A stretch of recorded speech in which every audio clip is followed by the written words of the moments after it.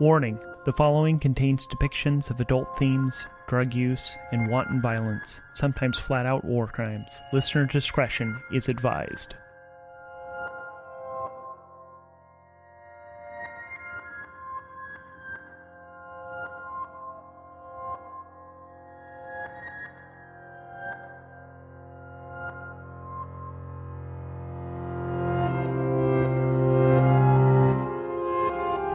This is Starforged, Stones of Fortune.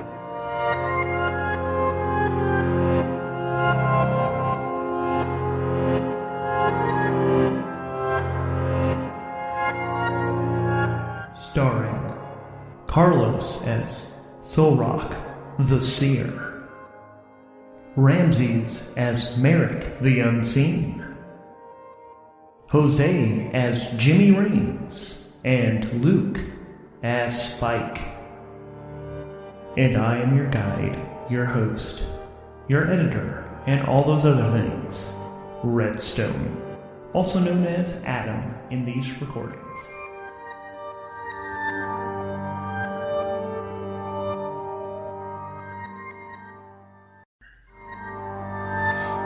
So we were talking last week about experience, and so I was going through listening to some recordings, but some of the stuff I think I missed. I think I cut it out of some of the episode stuff. So I just wanted to go through what I have and if this sounds right.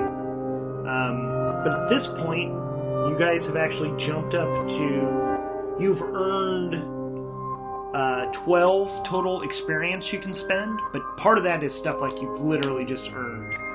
So, I think Jimmy Raines actually had spent 10 out of the 10 experience you had already had, but I'll go through what I think. So I had that he's armored, and we upgraded the second ability, which made it to where you can now set your die to a 5 instead of a 4 if you face danger, react under fire, or clash when you're in your suit. Okay. I also have that you basically you got your armor suit now turns into an exosuit, and you have the 0G thrusters so that you can maneuver in space. Yeah.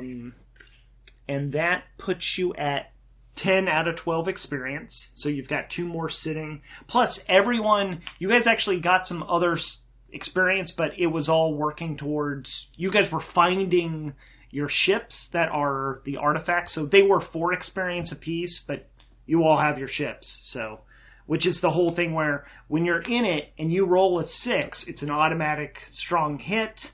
If you roll a 5 and it is a hit, something kind of more subtle happens with the ascendancy powers.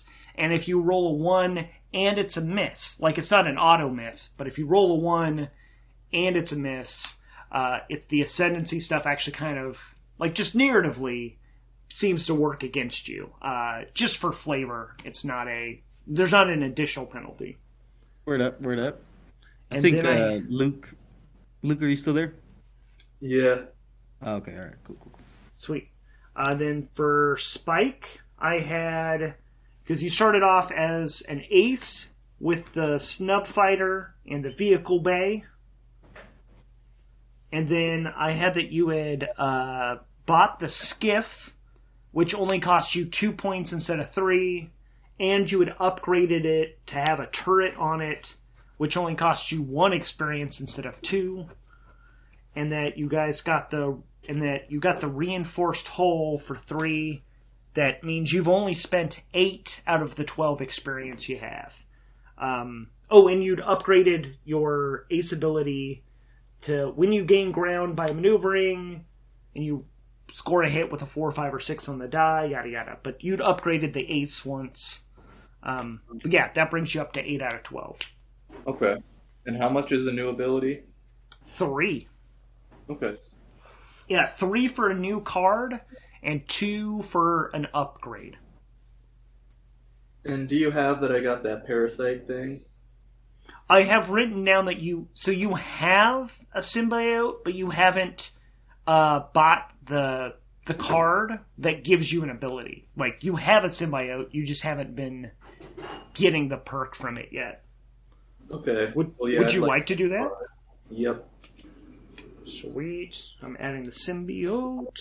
That'll bring you up to 11 out of 12 experience used. So you still got an extra sitting, but you can't... Well, you could upgrade your skiff for... What would that do? Your skiff is fully stocked. When you check your gear, add +1 and take +1 momentum on a hit. It's an okay ability. It's not great, but... Yeah, I'm good. I don't need to do that. I'll hold on to the point. Cool.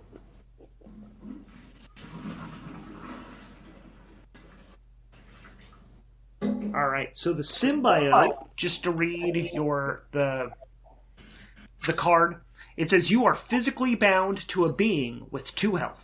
When you make aggressive moves while giving yourself to the symbiote's power, add plus its health.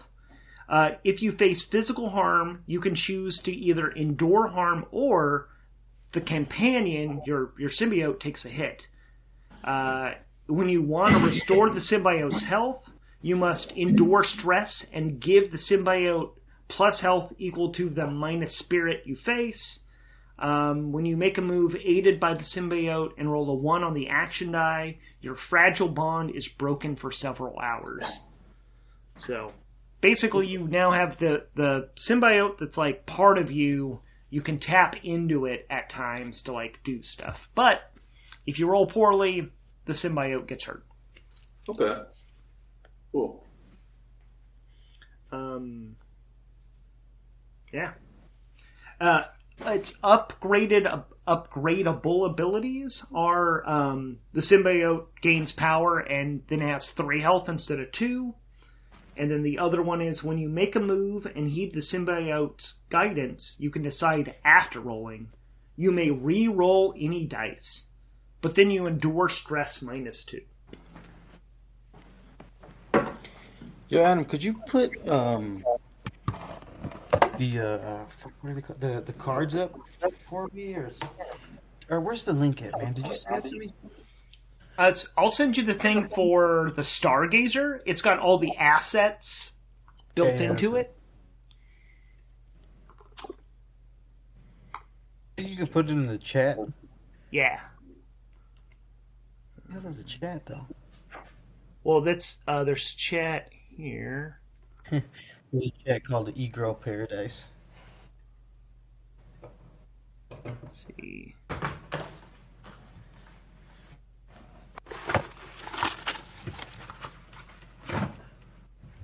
Because you said I have 2 experience, right?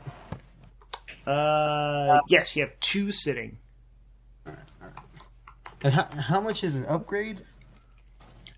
To upgrade any of your powers is 2 experience. Those little bubbles cost 2 to fill 1 in, and it's 3 experience to get a brand new card.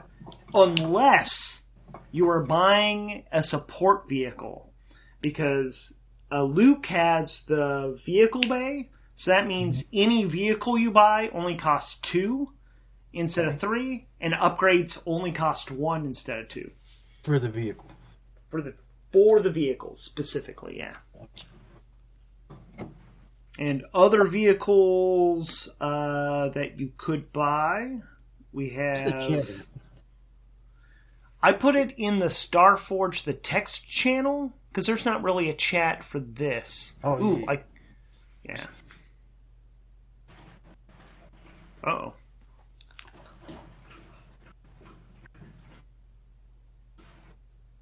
Oh. Got it.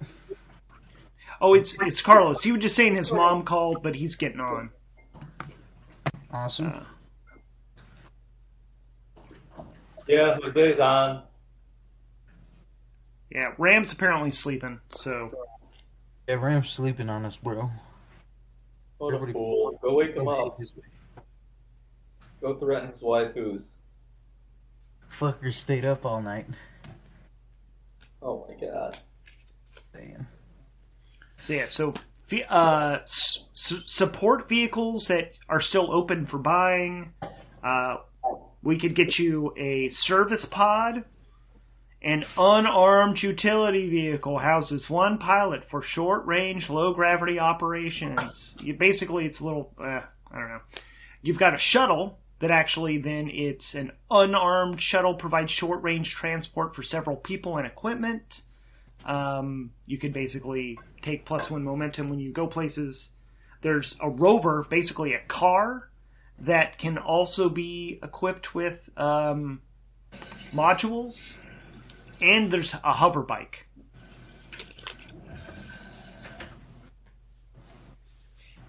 We could also get another skiff or whatever. Fuck it, I guess I'm eating Hot Pockets for breakfast. Oh, shit. I'll be right back. Hot Pocket. Well, I think Merrick the Unseen is coming down with a hell of a head cold for this session. All that space weed, bro. Mm-hmm. If only he'd been the one to take that weird moving drug, the soy sauce. Then he could just be like hungover from that shit.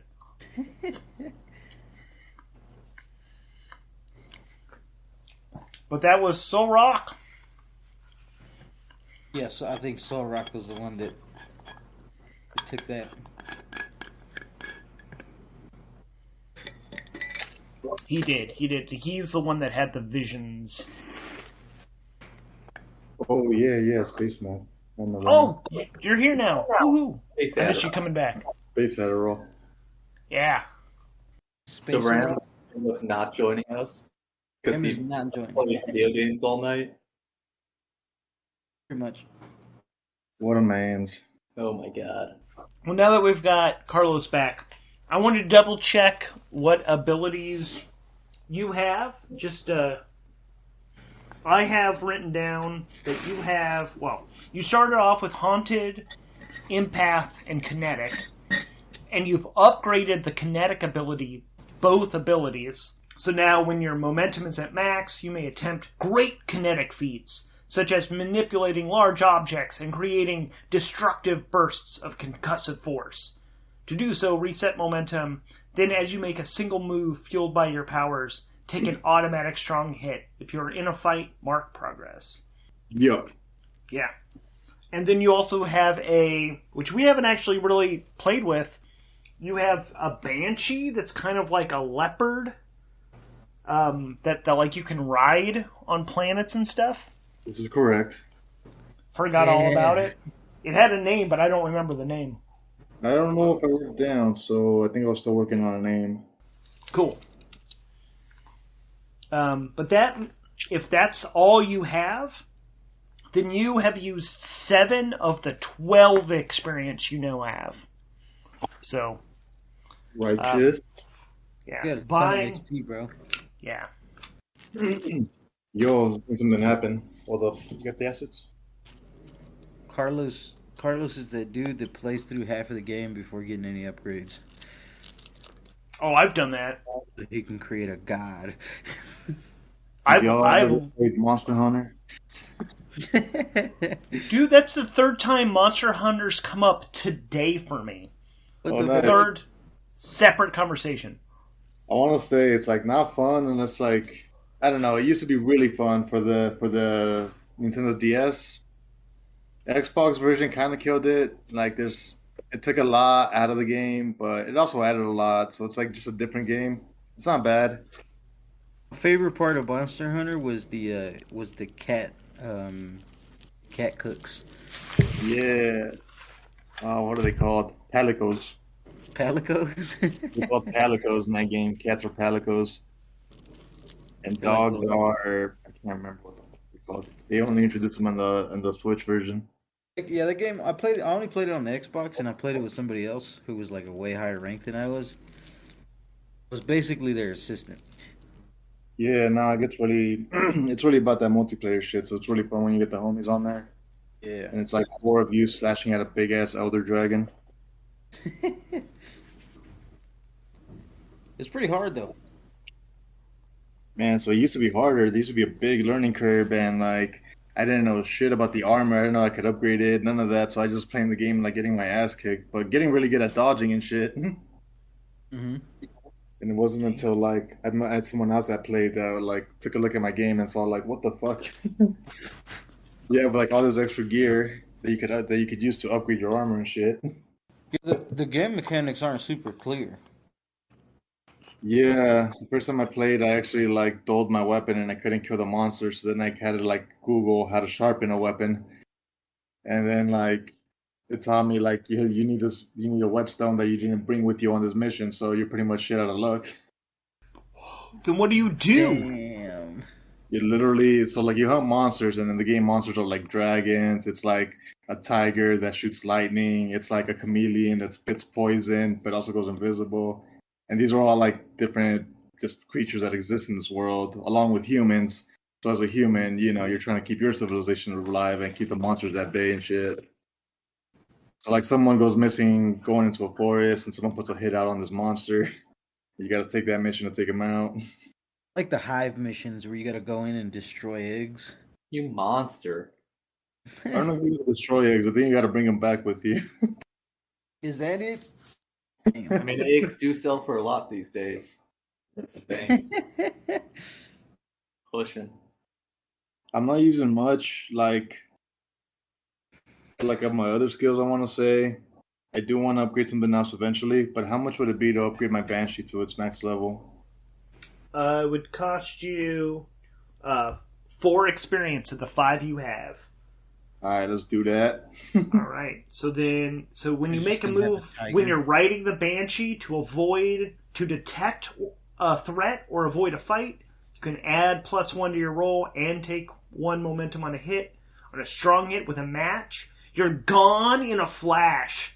Take another +1 momentum, and then when you make a combat move and roll a 1 on your action die, the Banshee senses the danger and emits a powerful scream to alert you or distract your foes. You may re-roll that die.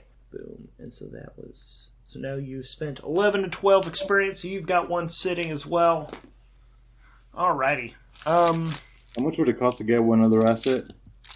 It costs 3 for an asset, unless it's a vehicle.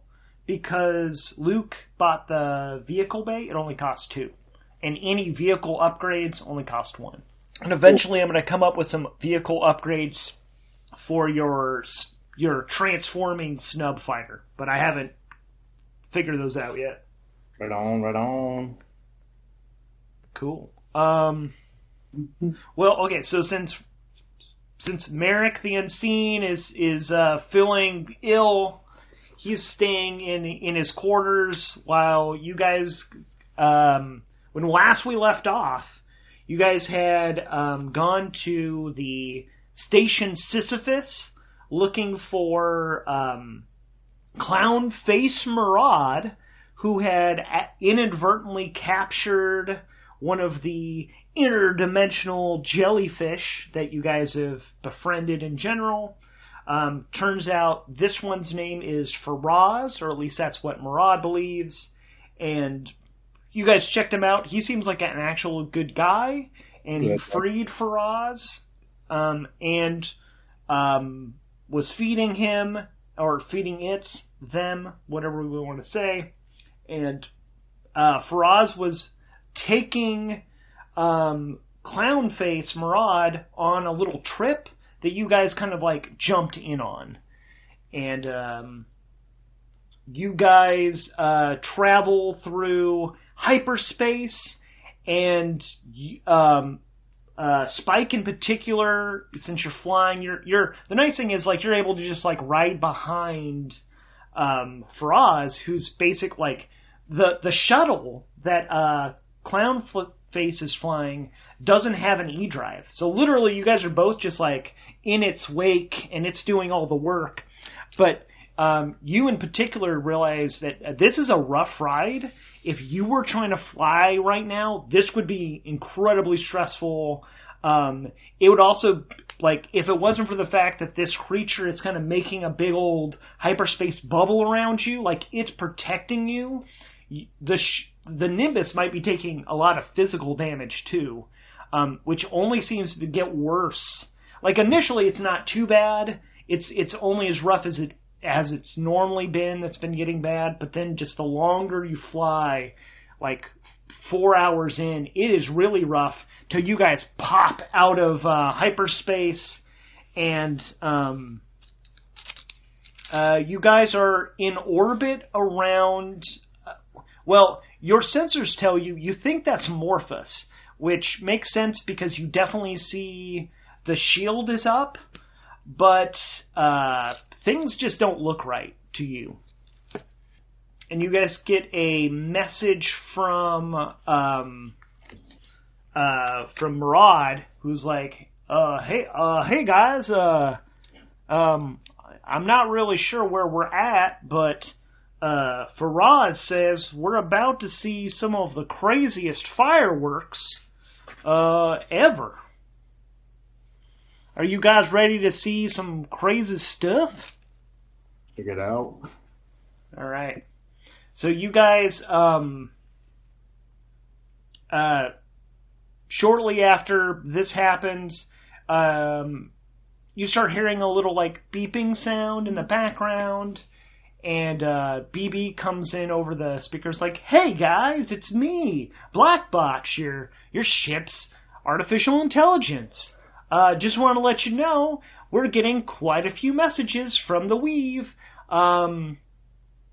I don't know, some of them don't make all that much sense."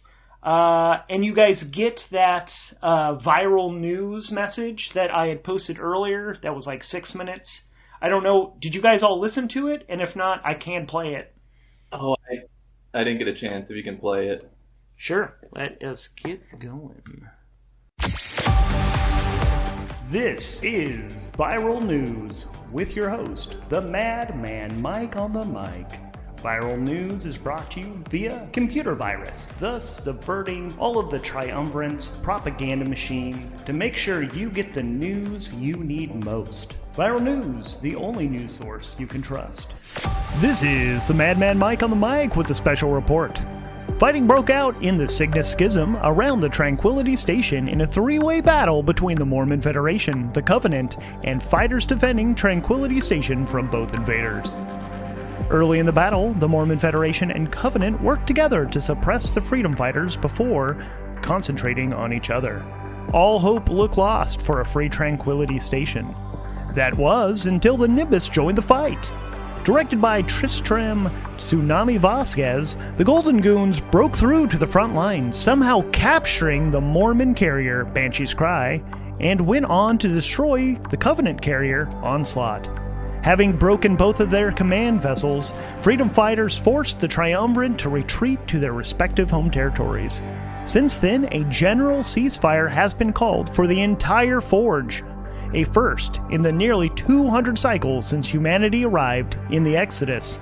The ceasefire has been agreed to until the 200th anniversary of the arrival, which marks the beginning of peace talks between the Triumvirate and the Enlightened Worlds. Representatives from all factions are expected to attend at the currently defunct station of Unity, the only space that was declared neutral since the arrival. Unfortunately, Unity is located in the Ebon Heart and was disabled by the Forge Spawn Horde in their attempts to contact the Nimbus. The Forge Spawn hasn't been seen in some time, and tensions are high that they might reappear. Attendees already named for the conference are as follows. Representing the Mormon Federation will be Nehi, the grandson of Lehi, the Mormon prophet. Representing the Covenant are the famous Silent Shadow, a group of special operators.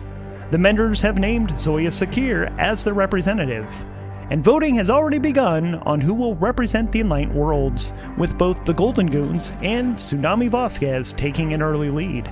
Could this be the end of the centuries-long war? One can only hope. Look out for updates to be posted on this file as the story develops, and to make your vote, link in the doobly-doo. This is Madman Mike on the mic reporting from Unity Station with a special update. Yes, that's right, I'm actually here at Unity Station while repairs are well underway.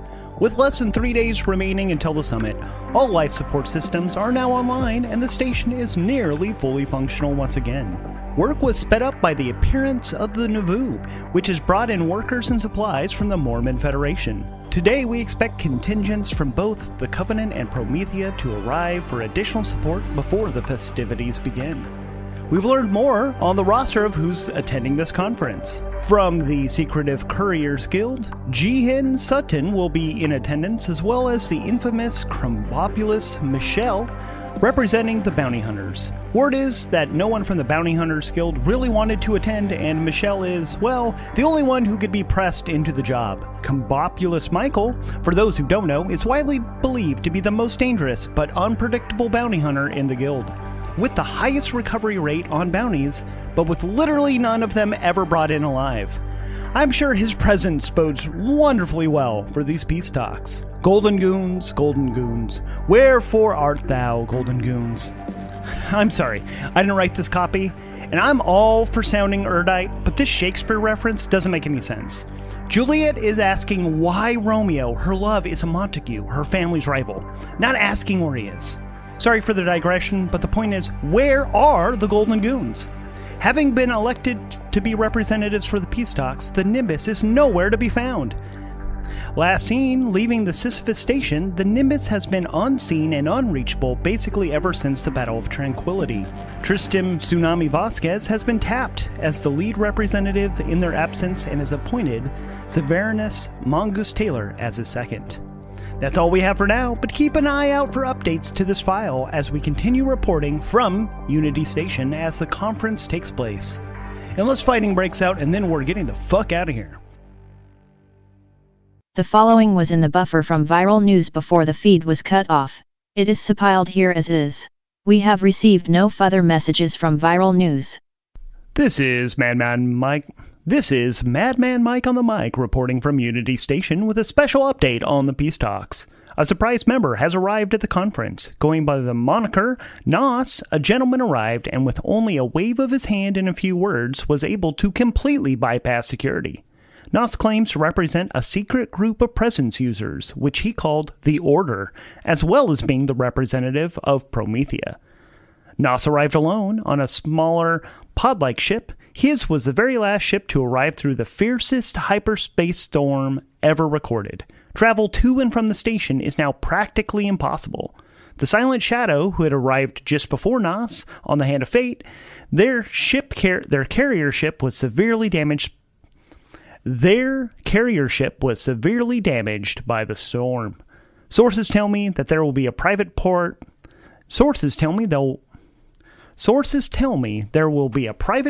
aboard the Nauvoo tomorrow for Lehi's birthday, and only the triumvirate representatives have been invited to attend. Oh shit.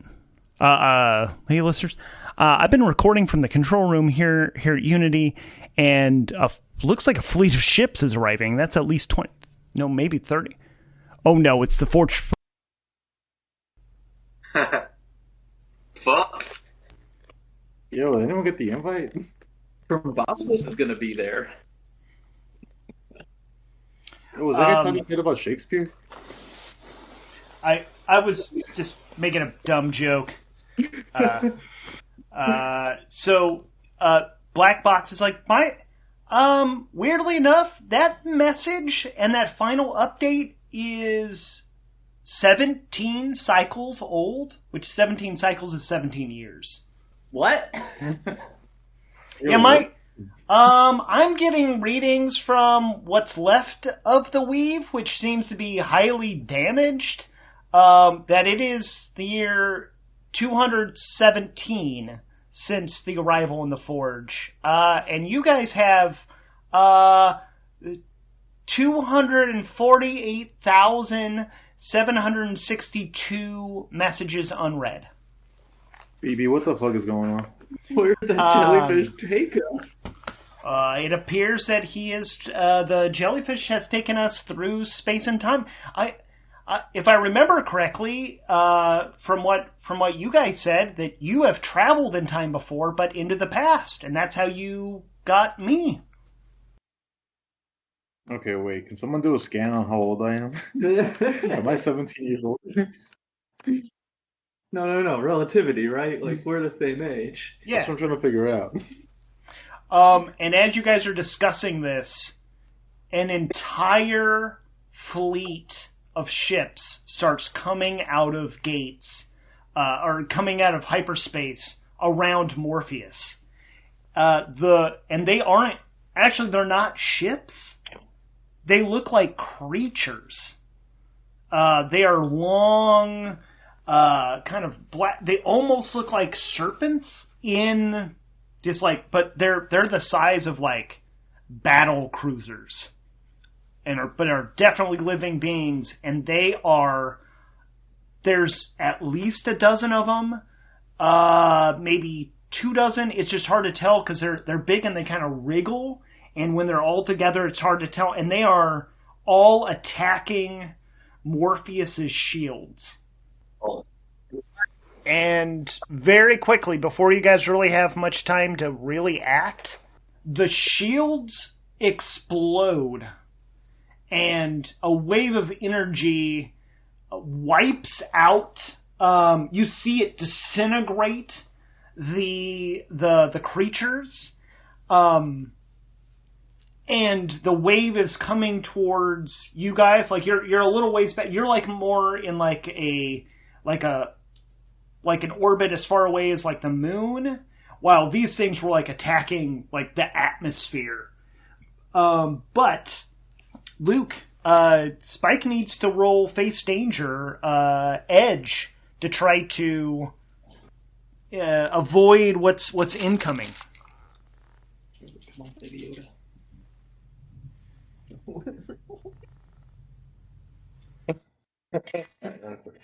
All right, a 4 versus a 4 and a 6. Plus edge. That's plus what, 2? So weak hit. Your edge is 2. It is a weak hit. The ship is only going to withstand damage, minor damage. So it's going from, what's the ship at? Oh, the ship's at, I'm going to give you the chance to roll, if you want, you can try to roll shields to activate the shields. Or you can try to maneuver the ship. Which would you prefer to try to do? Wait, if I was facing danger, my ace ability adds another +1, doesn't it? Oh, yes it does. Yes it does. Strong hit.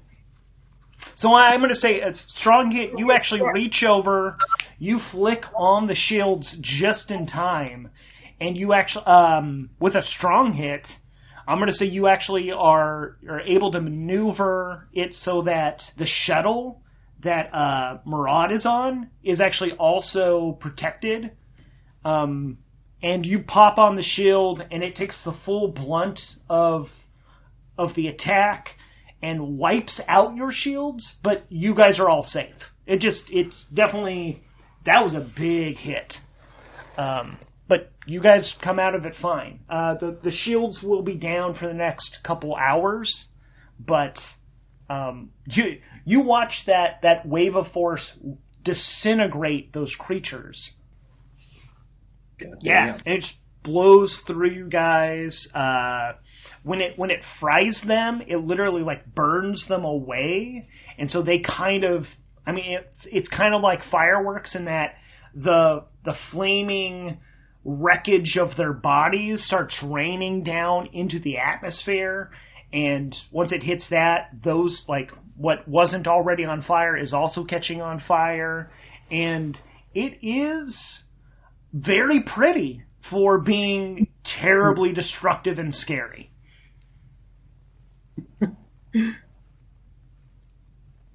All right. Neat. Neat. Yeah. Carlos is just in the window like... Yeah, I mean, like, it was so quick, like, it might even be that, like, I think some of the crew was a little, like, Spike being an ace pilot, being in the pilot's chair, like, saw it coming and reacted, while others were just like, wow, that's cool looking. and you guys are safe. And you see Morpheus. The planet itself is actually a little hard to see at this point because of all the like fireworks display. But you are getting life readings from the planet that are a lot lower than you're used to seeing. Like, the population seems to be down like to only a quarter or a fifth of what you're used to seeing, because it's like the most populated world in the entire Forge. It was like the first place people landed, and it's a fairly built up planet, and you're definitely getting a ton of energy readings, or at least a lot of signs of advanced technology that is also new to you, but way less life.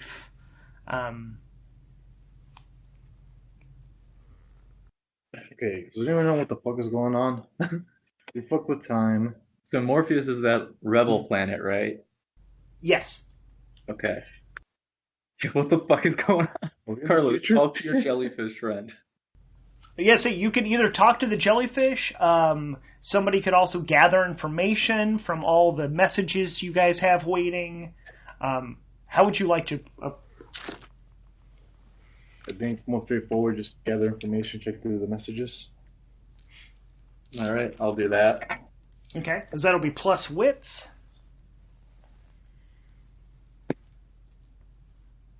A 4 versus an 8 and a 9. So... Which, miss. I mean... So a miss, so just to... I'll read you what a miss is, because it's not that you don't get information. On a...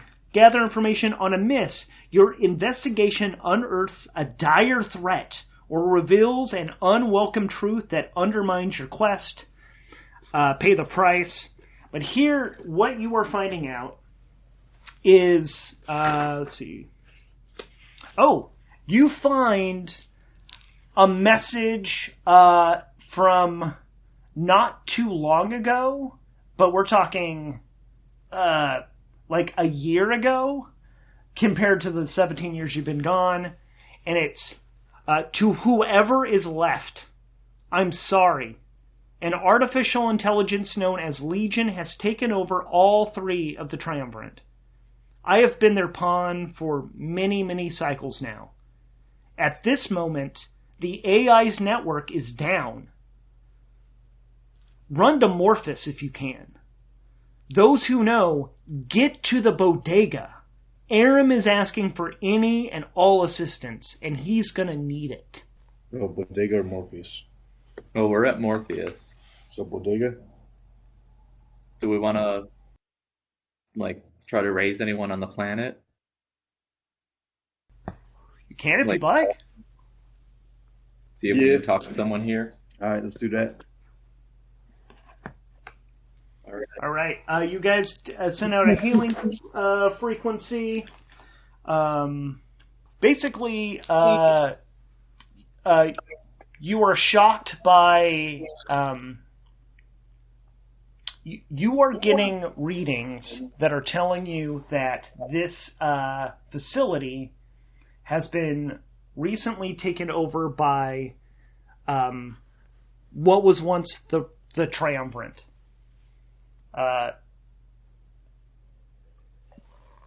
You get access to... Black Box is actually...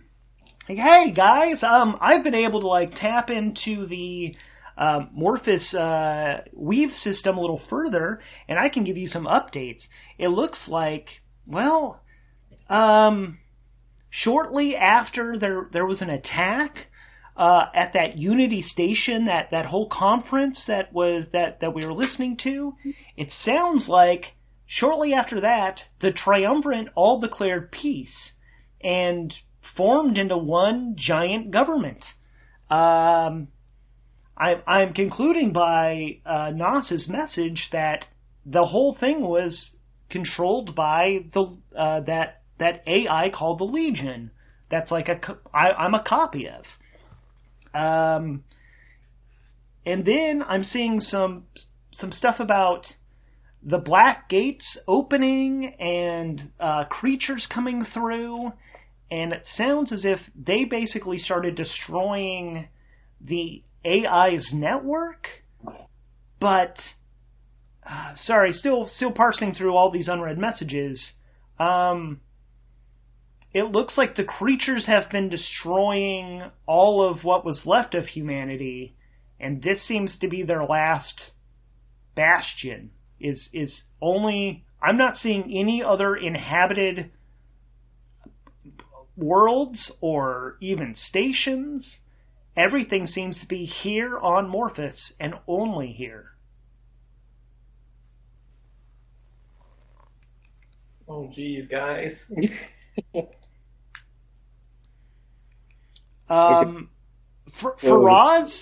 Faraz is now opening a gate to hyperspace. It's opening hyperspace and about to take for Clownface with it.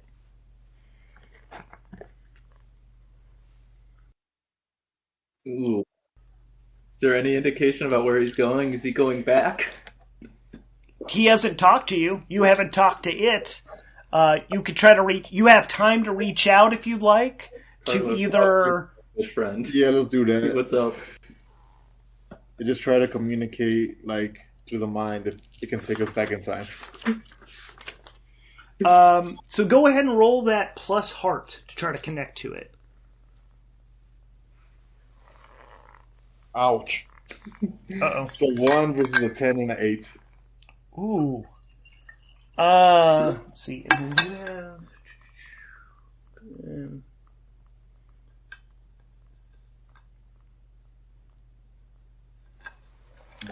Oh. You understand that Faraz brought you here on purpose because if you didn't leave the timeline, this couldn't have happened. So then there would be no reason for these creatures to be trying to take out the very last planet of humanity, and thus have this fireworks show that you just saw. So he brought us here for the pretty lights, even though everyone else is doomed. It brought you here specifically, like, humanity had to be doomed for this fireworks show to happen, and it's leaving you here. It's literally trying to strand you here in this timeline.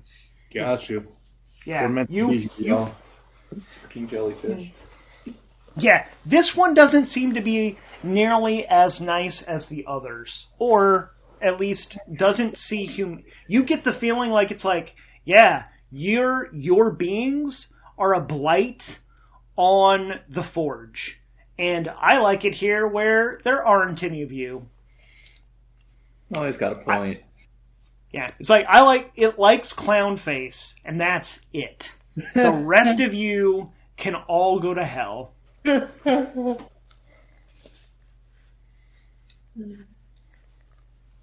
don't know where it's jumping. We can try to follow, or we can hit the bodega. What are you thinking, Jose? Oh, can't hear you. Ooh. Bodega what? Is out of time. It's in its own pocket dimension. Whoops. Technical difficulties. Murder everyone. Murder everyone. He who controls the path controls the planet. Damn it, I missed everything. Sorry, we were just starting a crusade because we lost our god. Yeah, seriously. Wait, what is your god now? It's you. Oh. You went away, so we started a crusade. There we go. Well, I have returned to you. Okay. Crusade's on, guys. Hey. Alright. I think we're making our way to the bodega. Okay. You guys are heading to the bodega. You plot a course. And so, yeah, the Faraz takes Clownface with it and disappears into hyperspace to you don't have a fucking clue where, but it looked you got the impression, Solrock got the impression that it was going farther into the future, like in the timeline, so that there was nobody left but Clownface. So that's where it's off to. You guys head to the bodega, because that's always just one jump away. And we're actually going to do roll set a course. So that's plus your...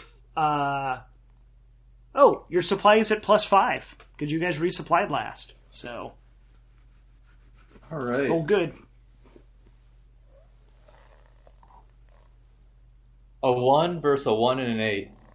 So weak hit. All right, you guys take.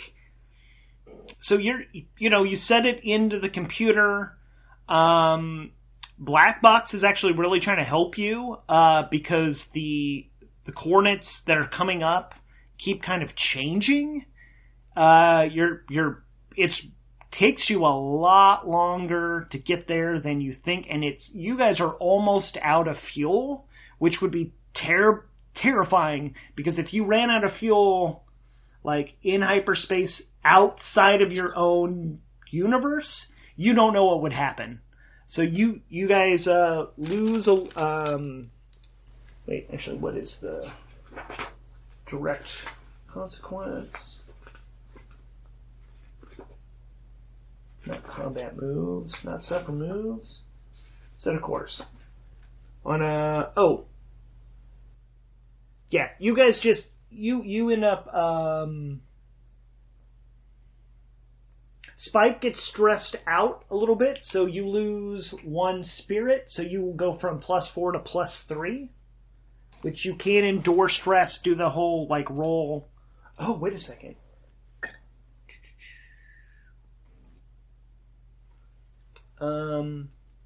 Yeah, and we lose a supply, so you're at +4.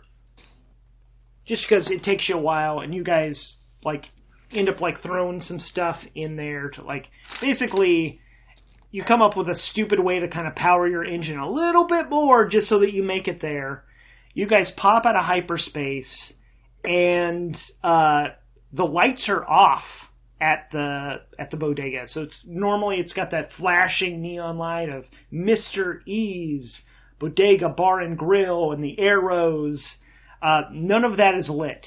The bodega itself looks...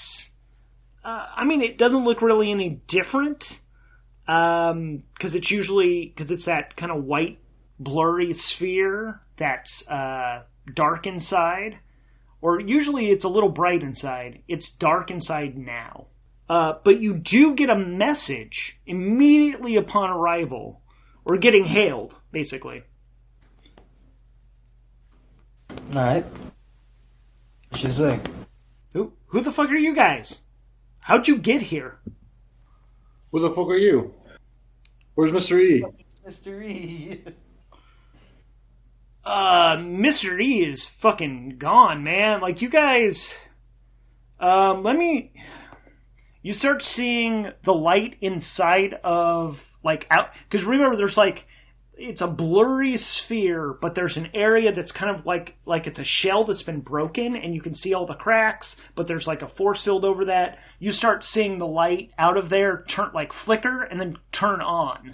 It's like, landing permissions are on. You guys, fuck. Wait, are you guys the fucking Golden Goons? Where the fuck have you been? We followed the jellyfish. We don't know. Now we're here. No. It's a long story. Holy fuck. Alright, so you guys land. There are not... So normally when you guys come in, there's been like sporadic ships around. This place is empty, except for the few ships you do see actually look like they're broken down and like we're in the midst of either trying to be repaired or being scrapped for parts. It's really hard to tell when it's just that disassembled. But you guys land in your normal parking spot, and you guys are able to enter the bodega. When you enter, it has a smell to it. like it's. Oh, you guys have been in space long enough. You know what it's like when a station's like the filters, the filters that like scrub bad stuff out of the air, when they start failing and are like the filters aren't changed, all this, like, it feels like a station that's breaking down. In front of the doorways are actually like piles of shit. Not feces though, but like the booths. Some of the booths have been ripped out of like the walls and have been put up as barricades. There's some scorch marks that have hit. You see some damage as you're walking down the stairs into the place. But there's been pathways like pushed out of the way, like, so you're able to bypass the barricades. And once you guys get in there, you see, especially Solrock, actually see somebody who's familiar looking. It is a like anthropomorphic bunny.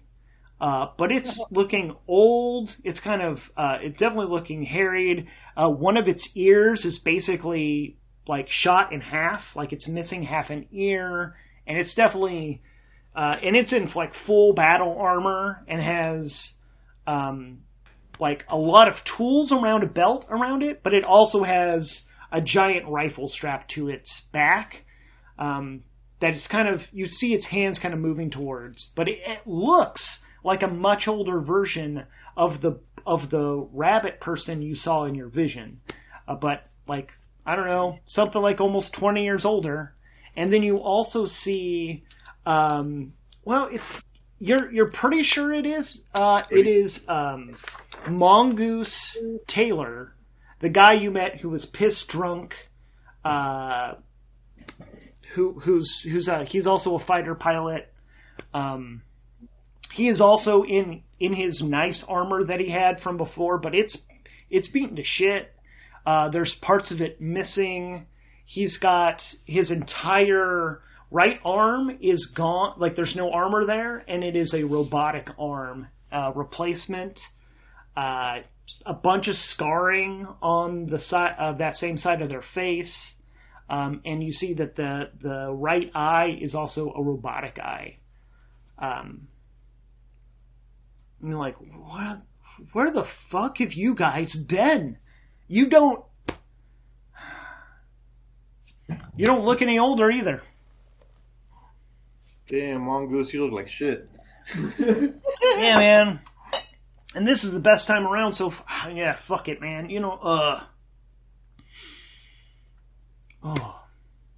So I'm guessing time travel? Yeah, that's what we think. Well, so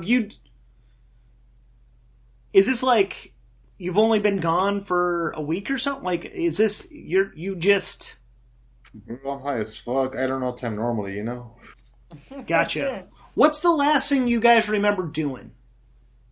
There was this fucking space jellyfish. Okay, what there? We met up with Tsunami Vasquez, right? Oh yeah. How long ago was that? Dude, that was 17 cycles ago. That was right. Oh shit, you guys. So when you guys disappeared before the peace talks, this is immediately after that for you? Fuck, I guess so. Oh, fuck. Okay, that explains some shit. Yeah, we do, like, I mean, you probably got at least 20 messages from me because I'm fucking Tsunami's right-hand man for this whole thing. Yeah, we couldn't find you. You guys... Fuck. Yeah, we didn't do well after you guys disappeared. Things went to shit pretty bad. The fucking Forge spawn fucking attacked the peace conference. The fucking... Whatever that fucking AI that was taking over shit took over. It sounds like it started taking over shit from then. I don't know, man. Like, I'm pretty sure the Mormon Federation guy, that Lehigh dude, I think he got replaced in that in that Forge Spawn attack. I don't know. I think those guys were working together. I don't know. We've been trying to find this guy here, fucking Snuffle, and he like kind of like taps the rabbit person on like the shoulder. He's been fucking he found out like the Ascendancy made some sort of weapon. Or weapons. I don't know. We've been trying to track him down. We found like a few different vaults, but they were all the shit was gone already. They look like I don't know, fighter planes or something. That's why he got me involved, because I'm a good pilot, and yeah, I don't know. So we've been looking for that shit, but fuck. What's up? Yo, we came up on those fighter planes. We did. Like the bunny person's like they weren't even that. They were in the. He fucking like loses his shit for a little. Like he wanders off, and you just hear, "Fuck, fuck," and you just hear like things get smashed. Like what the fuck? We couldn't even. They already had them. I'd be like, Snuffles, chill the fuck out, and I like try to hand him a blunt. But he takes it and just he just sucks on it till like it just keep like Biting. Like Tom and Jerry, like one hit. Yes, trying his best just to get it all. His ear and a half droop down. Fucking like he wanders back behind the bar part and is just like looking and starts throwing like he hands you back the blunt and he starts looking for bottles, but keeps throwing them out because they're empty. And then I go through my satchels and like I pull out an ancient tequila bottle. Oh my god! Oh my god! You know how many people are dead because we couldn't find those ships? Fuck! No wonder Aaron was all. Yeah, planet, man, like half the population just disappeared. Dude, yeah, it's that AI. So as soon as the Triumvirate like combined, they started giving people over to the Forge Spawn. And so the Forge Spawn, they're fucking huge. They swarmed the rest of like any of the disputed territory that people, if they wouldn't join, they just got swarmed by Forge Spawn and fucking they slaughtered millions died and got absorbed into them. I don't know. They were all like, oh, it's the crimes of the Nimbus did this, but they just slaughtered everybody. And then the fucking weird things started coming out of the gates, like the animal people, and then the monsters. I don't know. It's been fucking crazy out here. Yeah, it's pretty cool, bro. Yeah, dude. Oh. You're seeing the Forge Spawn did this? The Forge Spawn kind of followed. Yeah, the Forge Spawn destroyed a lot of life, and then these monster things like slithered out of the gates and fucked up the Forge Spawn. So they attacked the Forge Spawn? They attacked the Forge Spawn, yeah. They've attacked anything and everything that basically moves. What's happened to the AI? Oh, well, we basically fucked it all the way up. This is what's left, and Snuffle whistles, and a kind of a sphere comes out, and it really reminds you of like a larger version of what you guys took into the past and copied Black Box with. This is like seems like twice the size and has like tools and stuff coming off of it, but you can see into it that there's like a big lens, and the lens looks like the sphere you guys used. And the Snuffle goes, hey, this is Wallow, WAL0, the wonderful aerial lackey. My prototype, and yep. This is all that was left of the AI. I rebuilt it. That fucking thing, man. Like, it took us forever. We had to hunt down every single one of the vaults that it was, like, in. and destroy them, to destroy their network. And then we hunted this last piece down. Took us two forever. But yeah, we did it. We had some help, and we lost some friends along the way. And yeah, this is what's left of it. It's basically, we're using it to power the bodega right now. I don't know how much longer it's gonna last. Yeah, things are gonna fucked, guys. I look at Jose and I'm like, yo, should we introduce him to BB? Let's do it. I feel like Jose should just always carry BB with him when he leaves the ship. So he just opens his palm and like BB pops up. I'm cool with that. I can be BB's vessel. All right. Full Master Chief. Which is like BB downloads itself from the ship into your suit, and the two of them start communicating in sounds and lights and all sorts of shit, and you're like not able to follow this. Hey.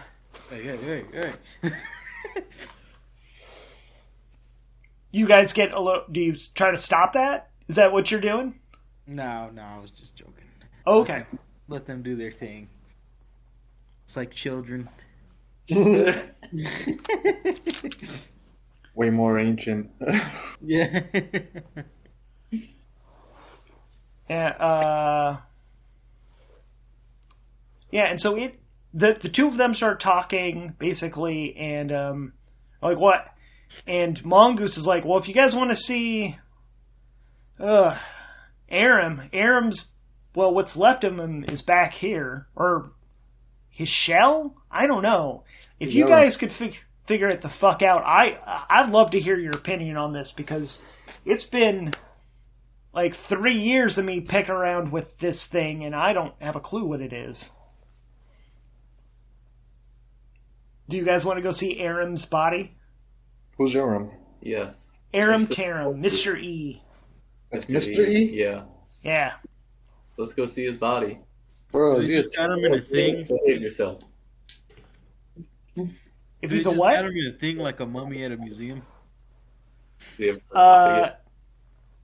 So he takes you. So Mongoose takes you into the back room that you've never actually been in, which just seems to like you open the door and you're like, holy shit, this is huge. It's like that warehouse from Raiders of the Lost Ark at the end, where it just pans out and you just see there's stuff that just goes on forever. But not too far in is where it looks like Aram's body took a shot, some sort of laser blast, and the head is like fragged all the way through, like the left side's just gone, and you just see circuitry. And but he is taken up. So Aram always wore that white shirt and those the denim overalls, and basically he's been kind of stripped a little bit, so the shirt's been pulled up to like up where his nipples. Well, he has no nipples. It's like a flat, like the chest is flat, like a piece of. I mean, it's slightly curved, but there's no like pecs. It's just smooth, except for in the middle, in the belly, and so the overalls have been pulled down to expose the big belly portion that just kind of jutted out from him. There was like a whole kind of glass or some sort of transparent container that has been busted open, and there's nothing. There's like a big old container in the belly that's empty, and there's like a puddle of something, dried something on the floor, but it's like an orange color, but it's long since dried.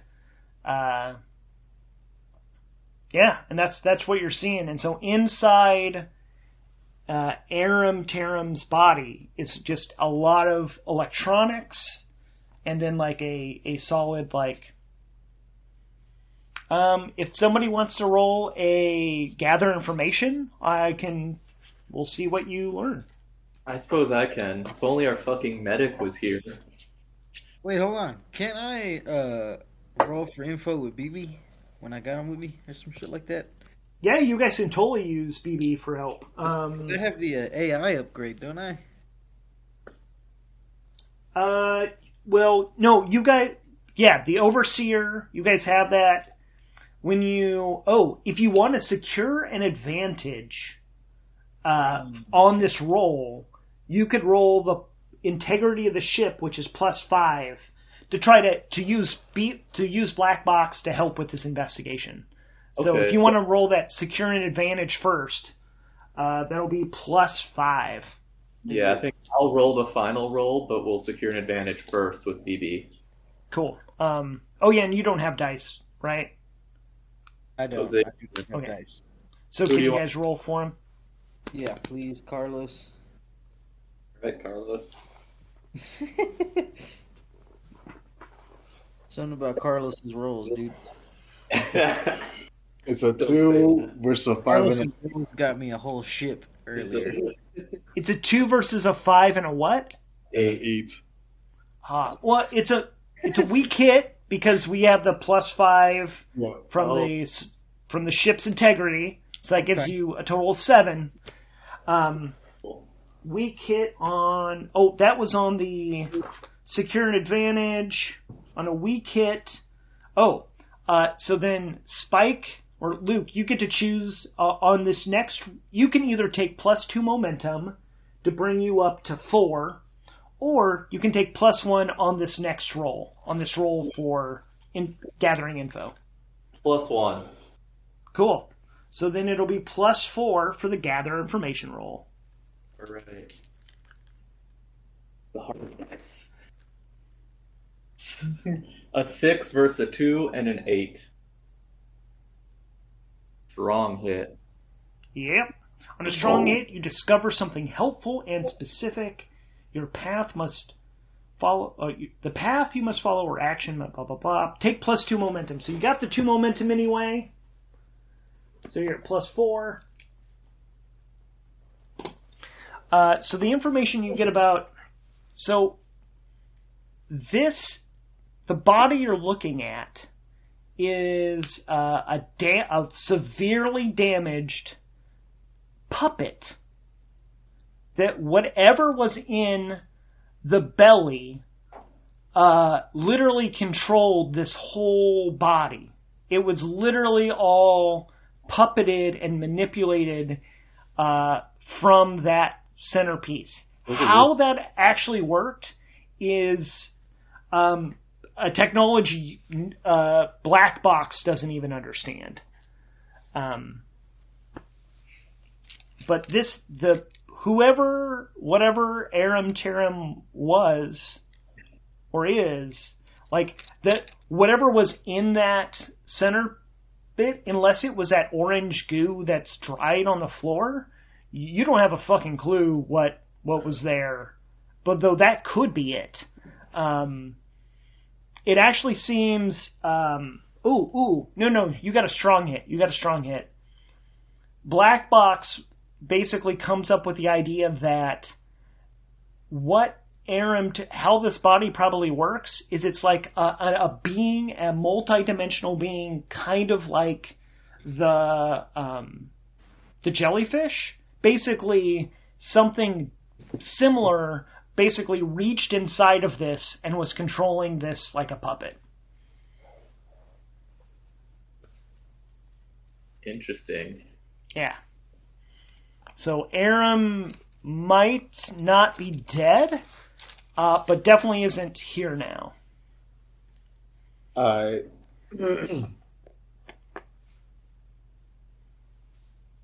Interesting. I try to empath this, like see if I can feel a spirit out there somewhere. Okay. Give that a shot.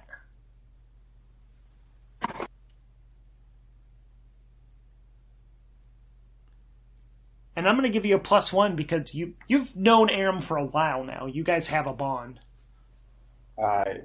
So it's a 3 versus a 3 and a 10. 3 plus, well, even with that +4, that's still a 7. So it's a weak hit. Let's see. Oh, it's a weak hit on your ability though.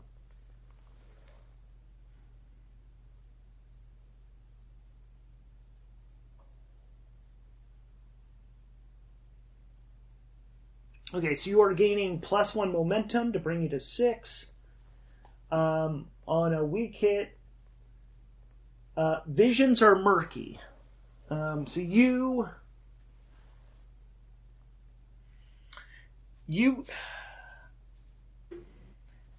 you're getting the sense that the being of Aram Taram has been basically captured and is like being held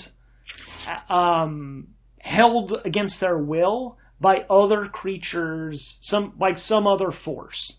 That he is alive, but he is in a place and like in a way that like you can't really contact him. You can sense that he still exists, but that you're not able to contact. But you get the. Let's see, what else do you learn though?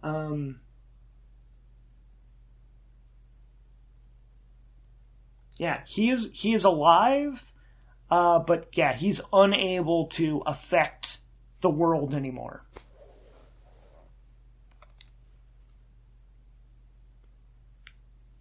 Do we have any sense of like how to get to him? No, it's literally he is. Actually, the problem is it would be like a journey through hyperspace, plotting in a way that you as a human being don't understand how to like pilot the ship that way. Like the where and the how are too alien. Because, I mean, you can only really think and see in the 3 dimensions of space, and then, like, you can understand time, but we don't see time, and you would have to be able to see time to navigate to get to this guy. Alright, bro. Can you find where your jellyfish homie is? The one that actually likes you? Yeah, can we look for that jellyfish dude? Not the one that took us here, but the one that likes us. Maybe any of these other ones, honestly. Yeah, pretty friendly. So when you reach out, that one of the things that I think you don't have to roll for this. You start reaching out for Aram Taram, and because you're just trying to like you're trying to use your bond to feel that, and you're reaching out with your feelings, and you don't sense any other like the jellyfish beings. You don't sense any of them here. None of them. There's a very distinct lack of their presence that you never knew you had been feeling before. But it's as if, like a million different voices just aren't there in the background anymore. And it's, actually you're going to roll, we're going to roll a plus heart roll to see how you handle that.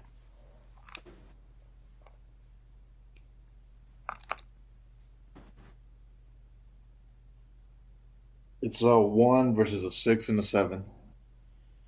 Oh, shit. So you are going to take -2 to your spirit, as it's kind of gut-wrenching, man. So it's so you drop from +5 to +3. You can roll to endure stress, and you could, probably get some spirit back either way, unless you get another miss. But, yeah, and plus you'd be rolling +3 either way. I'll be honest, y'all. My spirits are low.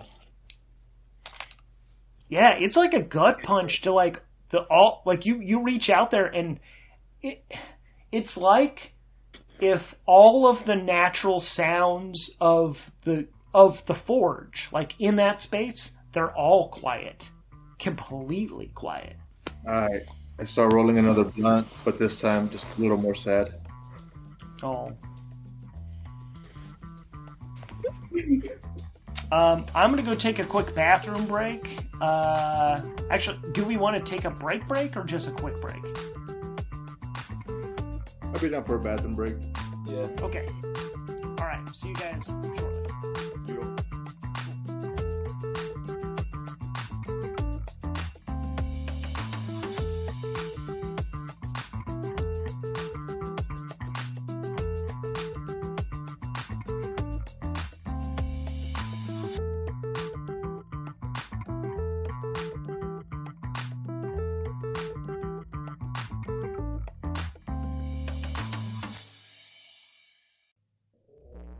To learn what happens, keep listening.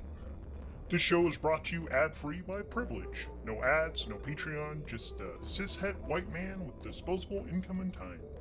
It is performed, edited, and all that good stuff by Redstone Archender. The story is powered by the game Ironsworn, Starforged by Shawn Tomkin. Outro by Glitter Snitchel, channeling the spirits. This has been a Sofa King Cool production.